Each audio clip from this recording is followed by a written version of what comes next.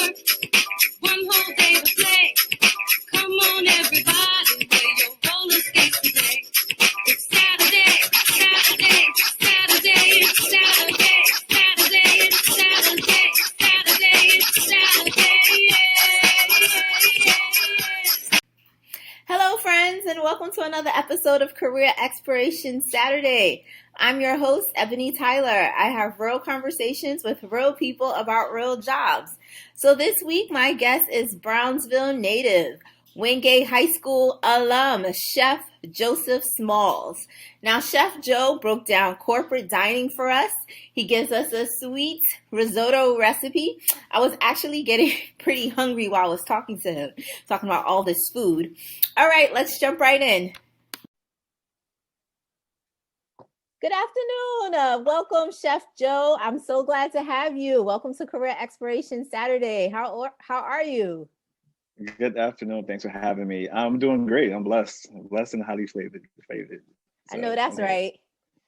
So, you know how we like to start all of the conversations. Tell us, who was 16-year-old Joe? Did you have it all together? Did you know what you wanted to do? And I'm probably going to keep calling you Joe because my son name is Josiah, and I'm just Joe is good. Okay. Josiah is the name I wanted. Like, that is amazing. That is so cool. Okay, 16-year-old Joe. Wow. So born and raised Brooklyn, New York, grew up in Brownsville. So 16, I was in high school by then, right? So I went to Wingate High School. I had for some reason I get good teachers for some reason. So between 156 in Brownsville I went to junior high 275, and then I went to Wingate High School. And 16-year-old, that was like pretty much starting high school, right? Is that 16-year-old? You could maybe 10th grade, 11th grade. 10th. Okay, yeah. So definitely didn't have it all together. I mean, I'm the youngest of 9, so it was always like same father, same mother, youngest of 9, same household. Well, we grew up. I'm the youngest, and I guess we have like 30 years apart from the oldest. So, right. So it was always something going on, and I had the pressure because my siblings are so smart. I'm like, my brother, he's an engineer. My sister is she works for she works for Chase, JP Morgan Chase, financial analysis. Like, they all had great careers. And I was more like 16. I was just like, wow, how do I follow them? And I didn't know what I wanted to do. I went towards wanting to be an engineer. But I noticed I was always good with my hands. I even took like culinary classes in high school. So that also helped me gear to what I wanted to do once I became a senior. But high school, I mean, I love doing my classes. I went forward I'm not even sure how high school set up these days, but I know back when I was there, you can take, summer school, night school, day school. I knew I didn't want to be in high school no more, so I took all of them, and I graduated 6 months early. All right, now. Because I graduated 6 months early, worked between those 6 months, came back for graduation, then went on. But I didn't know what I wanted to do. But I always was cooking at home with my mother. Started with my father with breakfast, then my mother with dinner, and then my brother-in-law actually said you should look into culinary school.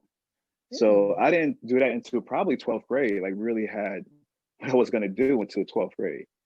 So that's how I got more into culinary, and then left New York and went to Georgia. Yeah. Okay. So you went straight from the 6 months. Well, you know what? Tell us what you do in those 6 months.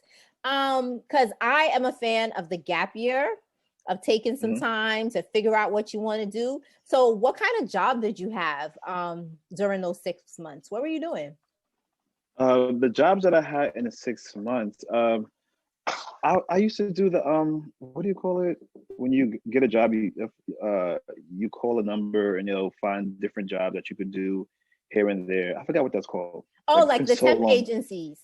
Temp agency. Wow. Yes. So I just jumped around with temp agencies, and it was nothing too crazy. Some of them was just like stuff in envelopes and make sure you had enough envelope stuff by the end of the day, get paid for that. But I also was good at Microsoft Word. So I think one job I did not Microsoft Word, but PowerPoint. So I guess one job I was doing a lot of PowerPoint, but it was nothing too strenuous. Like, it was really cool, easy jobs. Did that for 6 months. And I also had some friends. We all made a pact. and we all graduated 6 months early, and we was working it together. So that's pretty much what that was. Just saving money, getting ready to go on to college. Because being the youngest of nine, we didn't have that much money yet, especially with my oldest brother having his own kids. So it was just like, make sure you do for yourself. That's definitely one thing I was taught. And my family is very religious, so we was like the religious family on the block. So I couldn't like leave the block with people or leave street lights on. I got to be on this porch. Like it was very strict, rules growing up. So I just think that helped me structure that whole 6 months on what I needed to do, and that's pretty much all I did was just like work. And then I didn't know much about Atlanta. I had a brother out there already, which was great. Oh, okay, So okay. I knew I wanted to get out of New York because New York is so hard on people, and I just think that everybody should leave New York at some point for even if it's just 6 months or to a year, just to understand how people are, different cultures, different races, just so you don't fall, just so New York don't swallow you, because it could happen for some people. Mental illness is real, and I mean, me seeing certain mental illness in my family with siblings, I can tell that if they would have left, it would have probably been different for them. But being that they stayed Wow. here, it got like really rough for them and don't really recognize them. But you just have to stay focused on what you're doing, and that 6 months definitely helped me, to go forward. So you went to the Art Institute of Atlanta. Yes. What was So that I like? was so at first I was looking for the Art Institute here in New York, but then I was like, I don't want to be here. Because I mean, growing up in Brownsville, it was like back in the 80s and 90s, it was real. It's not, I mean, it's still a little real right now, but not like, 8 ball jacket stealing or, people getting shot left and right. But uh leaving New York to go to Atlanta, Georgia was such an eye opening. Everybody was super polite. I wasn't ready for that. I wasn't even ready for that. Like just being good morning when you see somebody. It was more like, yo, why they keep talking to me? Like I don't know them. But that's just what it was. They were just being polite, like driving up my brother's block to his house. Everybody's just waving to you as they walk past your car or whatever. I'm just like, y'all don't even know me. Like, what's the deal?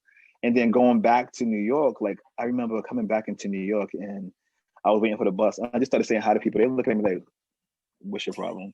Like, so it was definitely a transition, a learning process. And it rounded me out to being more polite and being more aware of what's going on. Because New York, you have to be aware. Atlanta, you have to be aware, but for the most part, everybody's pretty, open and chill out there in Georgia. So now, what do you learn in culinary school? Because actually, Chef Joe is Chef Terrence's friend. Yes. I met him Direct at my cooking referral. party, but yes. So what you learn a lot in culinary school. You don't learn, you don't learn how to cook. I'll say that. You learn the techniques behind everything. And you need to take those techniques and apply it to yourself. Don't think you're going to culinary schools like, oh, I want to learn how to make lasagna. I want to do this. No, you'll be taught how to make pasta from scratch and stuff like that. But you need to put your flair behind everything. Maybe do a little, more research. Go to different restaurants. Fill out what your flavor profile is, just to like get you going. I know when I first started culinary school, you start with just cutting class. You're just cutting vegetables all day, just to make sure you're comfortable with a knife. Then maybe you go on. I know Art Institute of Atlanta. You start off with food 101, and then you went into pastry class, and then pastry you just doing quick breads like biscuits and muffins and stuff like that. And you go into like some more breads where you have to use yeast and time control and all that other stuff. But it's just all techniques, because at the end of each semester that you had at school, each quarter you had in those classes, you would have to do a presentation of what you learned and show the instructor that you was paying attention. I mean, you have tests just like everything. You have quizzes just like you have at every other school, and they just have a expectation. And then as you're progressing through culinary school, you have to you go to like maybe a meat course and you learn about meats. So it's not, because you only have one instructor, maybe two. So you can't rely on them to show you how to season it correctly and blah, blah, blah. You learn that in 101. Then as you go on, you take what you learn in 101, then you go on to like, let's say 103, then 104. You're taking everything you learn in each, because one course is called international course. You learn about different types of foods, but it's on you to like really go out there, go to different restaurants, go to different markets, farmers markets, and like really seeing what's out there. And I know for me, I went to CIA for a little bit too. I don't know if I still had that on my resume, but I went to the Culinary Institute of America, which is in Hyde Park, Poughkeepsie. Hmm. So I left New York for a while, and I went there, and this is just like the Harvard of culinary schools. Mm. I mean, I didn't stay because it was pricey. That's the only reason why I didn't stay. Like, it's like I'm a grown man with grown bills. I can't be here and trying to get a degree. But if I had my first choice, I didn't really have guidance from culinary school because my siblings didn't have, they didn't have no skills in culinary or any interest in culinary. So it was me on my own. And my guidance counselor back in that time wasn't the greatest either. So it was Mm. just like I didn't know about CIA. So after going to this school and finding out about that, I did take some years to go to work, and then I went out to CIA in Poughkeepsie, New York, and that experience just to be there. I only was there for 2 quarters, and for that experience, you're in Hyde Park out there, and you're on the Hudson River. So even if you want to go study like on the grass, you're just like seeing boats and stuff pass. It's just so relaxing. Then the campus is humongous, and the garden is like an edible garden everywhere you go. There's strawberries being Mm. grown as you walk into class. There's herbs. There's vegetable garden. Just like it was just amazing. But just to bring it back to Art Institute, uh, we didn't have all that there. We were just a building. Okay. So it was still a great education. We still had top of the line chefs. A lot of the chefs went to CIA. So Mm. that's why I got more into it, because their level where they were and the food that they can do with just that their eyes closed. I'm like, wow, that's amazing. I got a good education from there, but I did want to do more because you can get a bachelor's at CIA. You can't really get a bachelor's at Art Institute. Maybe they're offering it now, but back when I was there was not a bachelor's degree. So what is your cuisine that you make? What's your specialty? Right now, my specialty is pretty much braised food. Uh, I like to like slow cook things, and that's the company I'm going into now. So I like to take chicken or pork or even fish. You can just give it a nice seasoning, a nice liquid, let it slow cook for a little bit, and it'll just have the best flavor. But I would say, let me break it down to cuisine though. I love Italian cuisine. I love a good risotto. I think a risotto is an opening for people don't really hear about risotto, especially in our community. So it's just like, I want to give you something different.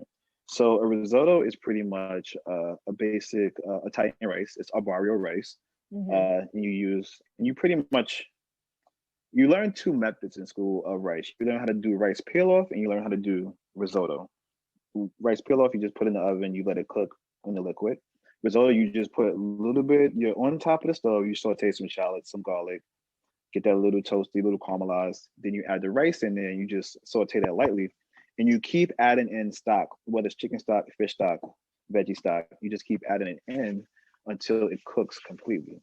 But then, well, almost completely. At the end, you add Parmesan cheese and heavy cream, and it just becomes like the most flavorful thing. But within that rice, so let's say you want seafood, you just throw seafood in there. It's like a jambalaya, but Italian in a sense. Okay. So Okay. it's right. So, but it's more gooier, it's cheesier. You feel like you're eating pasta, but you're eating rice. It's a lovely thing. I love it to death. So you worked in a lot of different, corporate spaces. Do you like corporate dining? How did you get into corporate dining? I got into corporate dining because I first started at the Ritz Carlton. I started at did I start the Ritz Carlton first? Yeah, I started at the Ritz Carlton first. That was like my first job, my first real job out of college, and Hmm. uh, I went there. And Ritz Carlton hotels are pretty much set up like corporate too, corporate dining. I was there, and I found that there was a sous chef position open at Restaurant Associates that was up the block from the Ritz Carlton downtown Atlanta. And I applied to it, and I received that job, and I just got into corporate from there. Just so happened, my chef was from the Bronx, Puerto Rican from the Bronx, working at this spot in Atlanta, and we just clicked so well.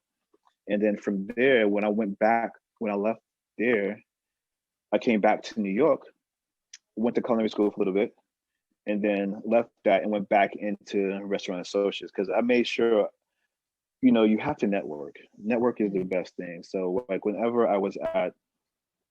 um when I was at that job and when I had chefs flying in to help us out when we had big events, I made sure I exchanged numbers. I made sure I talked to them just to show them who I am.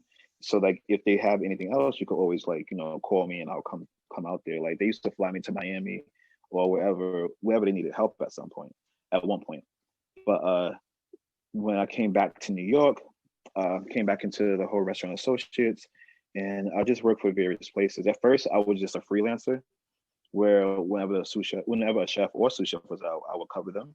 So I worked from Bank of America, Bryant Park, to the Met Museum. The Met Museum was the best ever. Just because you in the museum, this big old museum by yourself, you feel like stuff is moving sometimes, but it's just you. But between the Met Museum and then I was at Google for a little bit, helping them out as well. Restaurant Associates is known for having some of the top rated corporate dining. I enjoyed it for the time that I was with them, but I just feel like I wasn't reaching the part where I need to be the executive chef. So I was with them as long as I can, and then I moved over to where I'm at now, which is Sodexo, and I'm an executive chef for them. And I mean, corporate dining is great if you want full structure. Okay. So if you don't if you like, let's say I'm at my unit and we know that we're going to be closed next month. They're going to say, okay, Joe, we'll put you in this unit. We'll put, you know, the employees in this unit, and, you know, so just to make sure everybody's still making money. That's corporate dining definitely gives you a safety net. They give you a 401k. They give you a 401k. They give you insurance. If you go work for another unit, you're still getting paid. If you work on the weekends, you get extra pay because you're only scheduled from Monday through Friday. So that's what corporate dining gives you. But you just have to be willing to live a structured life. Most chefs, or if you're, some people are okay with having the same thing day in, day out, but most chefs are going to keep floating to other units because let's say Google is green, so they just use fresh products, just the best products ever.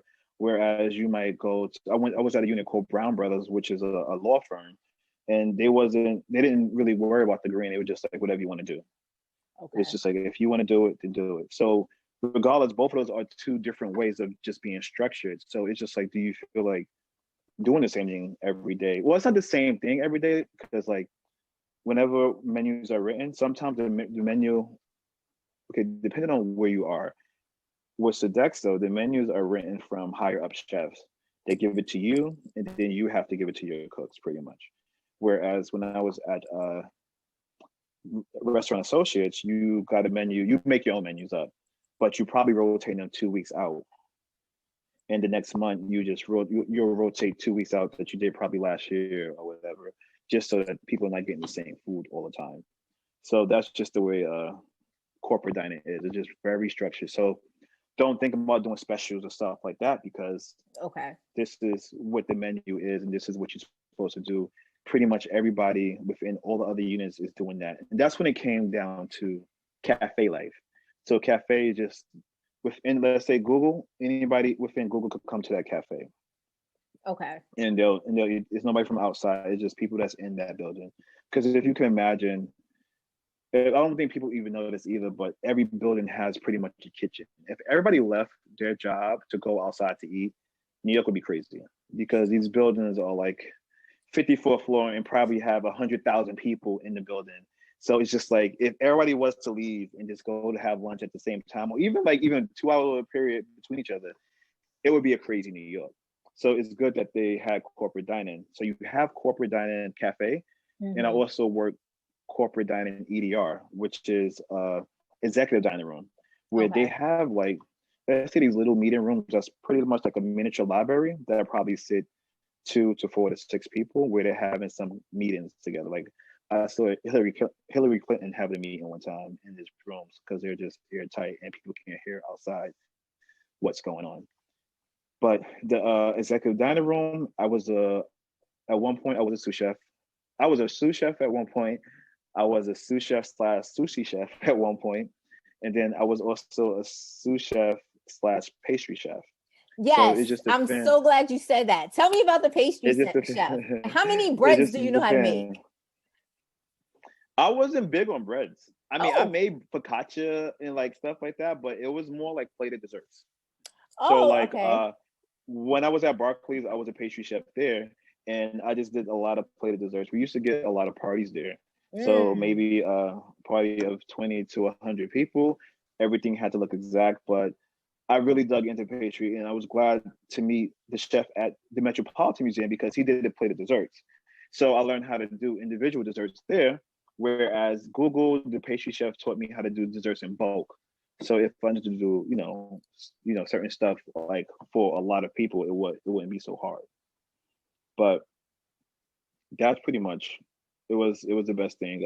I learned how to make French macarons to different styles of cake. Like right now, I love making cakes now. I'm getting a lot of orders in for cakes for people now, so it just became like a good thing. so how has your job changed since, COVID-19? Are you still, um, you know, in the city cooking as an No, I'm not executive in the chef? city. So no, no. Being furloughed right now, I'm just at home, just pretty much getting unemployment plus benefits from my job right now. Hmm. So that's all that's going on. So it's allowing me to be focused on other things right now, which is great. So every month they let me know. I went back for like 2 months already, Okay. and then they got slow again, and then we went back out again. So it's it's in the works. It's cool, but it's also great for a transition as well. So we'll see what happens. Do you want to tell us about your new venture? Because I mean, I have had Chef Joe's food, and it's really Yes. good. So the new venture would be my catering service called B Rays. So B hyphen Rays, which can stand for Brooklyn Rays, which could first stand for Braise. So it stands for Braise food, and that's what I want to show people how to eat healthier because I think Braise food can be very healthy for you if you don't Mm. add in the sugar and the wine and stuff like that. But it can be very good for you. And it stands so B Rays stand for Braise first, then stand for Brooklyn Rays, also stand for Brownsville Rays. So it just have those different elements to it because I want people to know in Brownsville you can do whatever you want to do as long as you're Hmm. focused to it. You never forget your roots for one, and I just think that is something good to remember. But as far as be raised, I just want to do catering. I want it to be broad. So if I wanted to do pastry still, or if I wanted to do just cook food, like I can do all that under that one umbrella. Got it. Got it. Yeah. Okay. And are you like popping up around the city, around Brooklyn? How can we get your food? How can we support you? But right now I'm just doing catering, but I do have an Instagram at uh, B underscore Rays NYC. And you can see me on there. I'm gonna look for more pop-ups to do, but right now I'm just doing small parties. Okay. So I have a lot of events that's lined up right now, and also even helping out other people too whenever they need it. So right now I'm just doing like small events, nothing too crazy.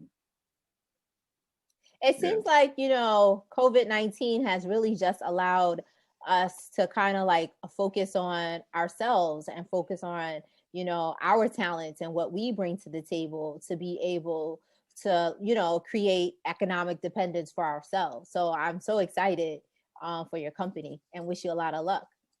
Thank you. I appreciate it. Yeah, I'm looking forward to it.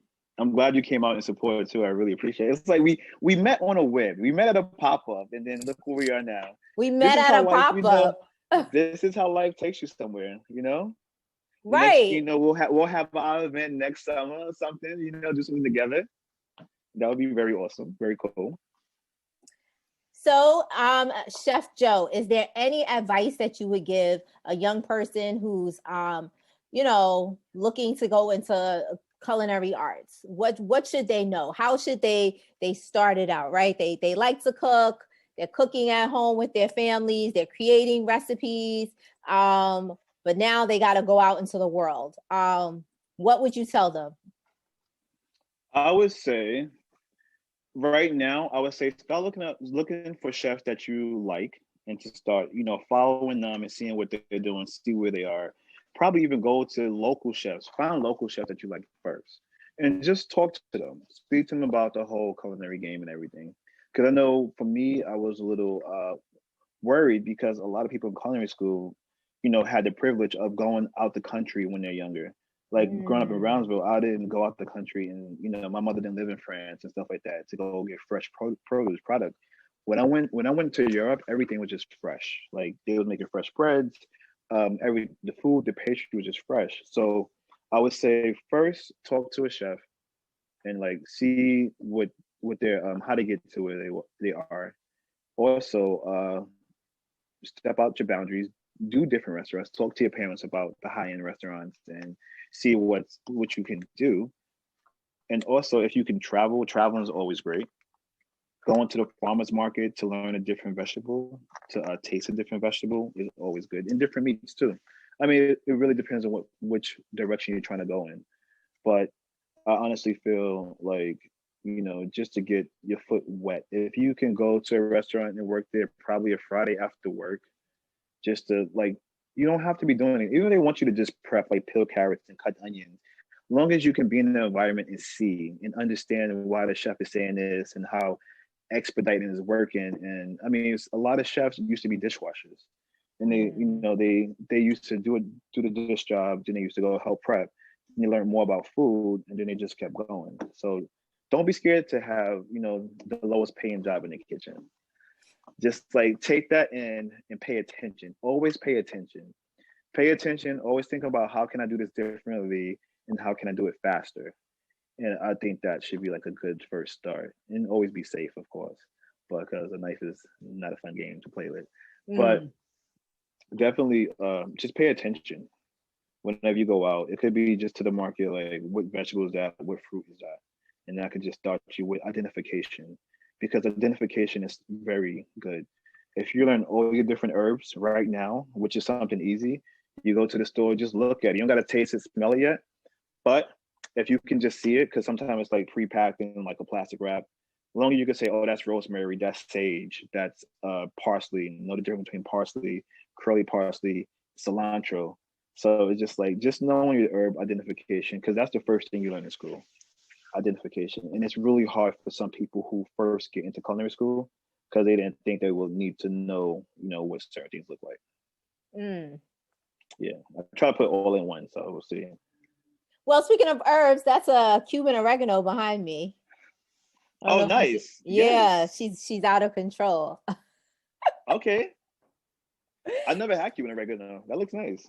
Yeah, yeah. I'm always cutting her, giving her away because she's just like all over the place. Mm-hmm. Chef Joe, this Yes. was amazing. Thank you so much. Yes. Yes. Thanks for having me. And folks, we'll tag Chef Joe in the video and support his work. If you're having, some small socially distanced functions, hit I'm up here to Chef help you. Joe. I can definitely do that. Yes. Thank you. Thank you. Thanks for having me.